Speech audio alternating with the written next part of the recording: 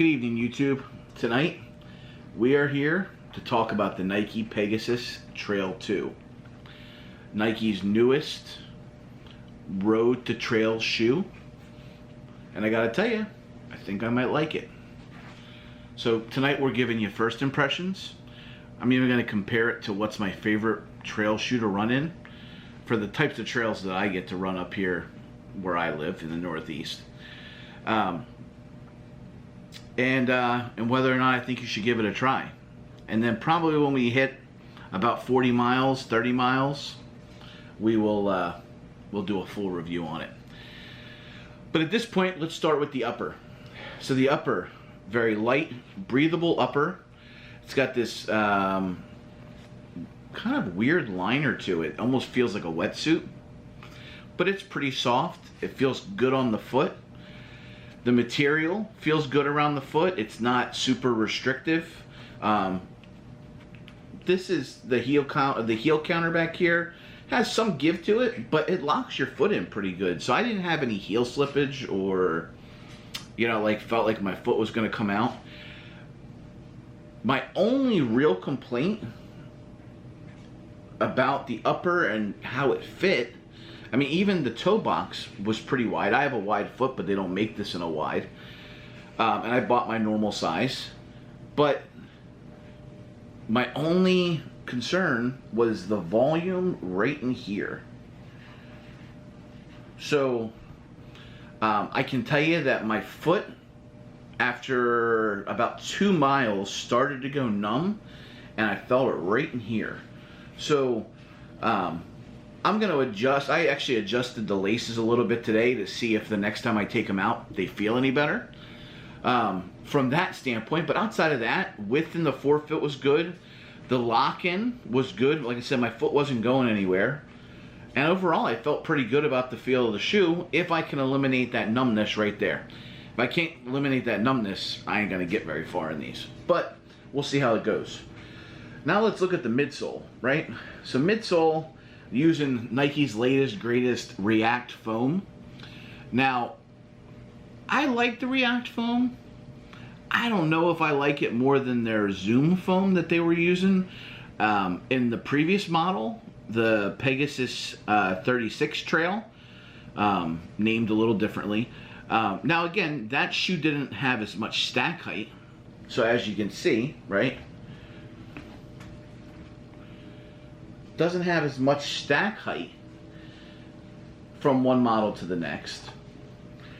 But I'll be honest, it felt just as comfortable as this bad boy. But I can't complain. It feels good. It's a good feeling shoe. It has plenty of cushion. My feet didn't hurt underfoot. So, overall, I've tried 2 different shoes with React foam. The first one I wasn't in love with. That was the Nike Infinity React Run Flyknit, something along those lines, the world's longest name for a Nike shoe. But didn't necessarily love it in that, but I think that was more of the feel of that Flyknit upper and how it was no volume and how it locked my foot into like a vice grip and it didn't feel good. But overall, cushion felt good, and I can't complain about that either. Trail, now again, where I live in Jersey. So most of my trails aren't very hilly.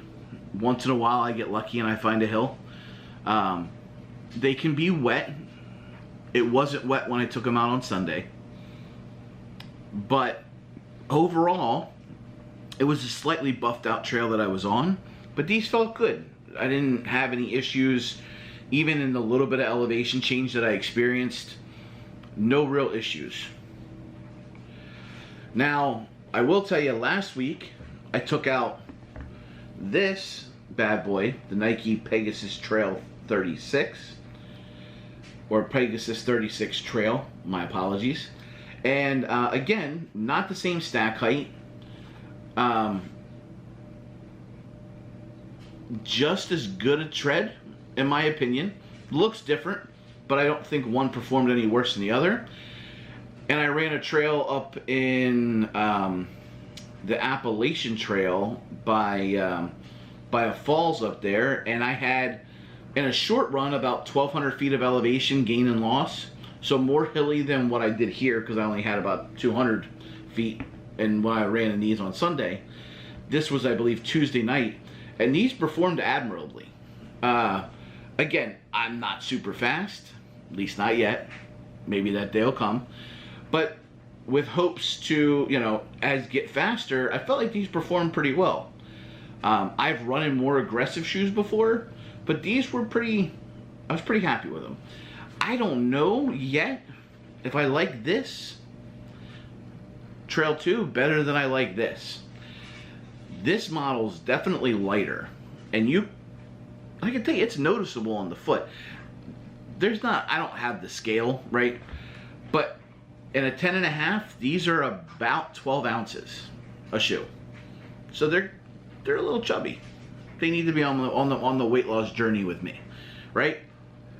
Maybe Nike can do a little something, cut a little weight in the next model. These are about 1.5 ounces lighter per shoe. And they feel lighter. They feel a little bit more nimble, we'll say. So overall, this shoe's nice. I'm going to put a link to it in the description below. They're right now on every website that I found them that they're not sold out on are going for 130 bucks. These right now you can still get are still a really nice shoe, and they're on sale for anywhere from 80 to 100 bucks.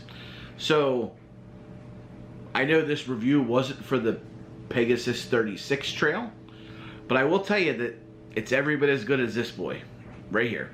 So if you want to save yourself a little bit of money, which we all do, none of us are rich, I would say give these a shot if you're not too concerned about having the latest and greatest new thing. Now, my favorite trail shoe, and we're going to do a review on it because I actually have a pair that I'm coming up, a new pair that I'm coming up on about 50 miles in. So probably in the next week or two, we'll review those. Is the Hoka One One or 1-1, depending on who you talk to. Stinson. It's the Stinson 5 all-terrain. And the Stinson has always been my favorite trail running shoe. Again, similar to this, more of a commuter shoe. The trails that I run on, I don't need super aggressive.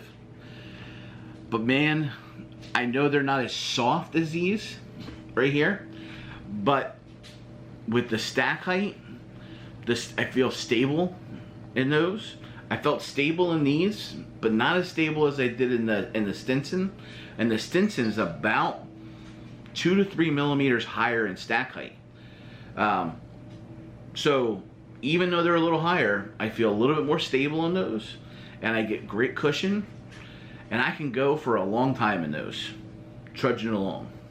So my thoughts, again, I'm looking for something a little lighter, so as I get quicker, maybe I can be a little quicker in a more nimble shoe. We'll see. After we get to 35 miles in this bad boy, I'll let you know if I think this could be my more nimble trail running shoe. But I have my doubts. But we'll see. Again, thank you for everybody for watching. The link to these will be down below. One finishing note. Nobody gave me these to review. I bought these with my own hard-earned cash. And Nike or Running Warehouse or Roadrunner Sports or REI, nobody's going to get to see my review prior to whoever watches this video. So until next time, stay healthy, find your happy, and seek to inspire. Thank you.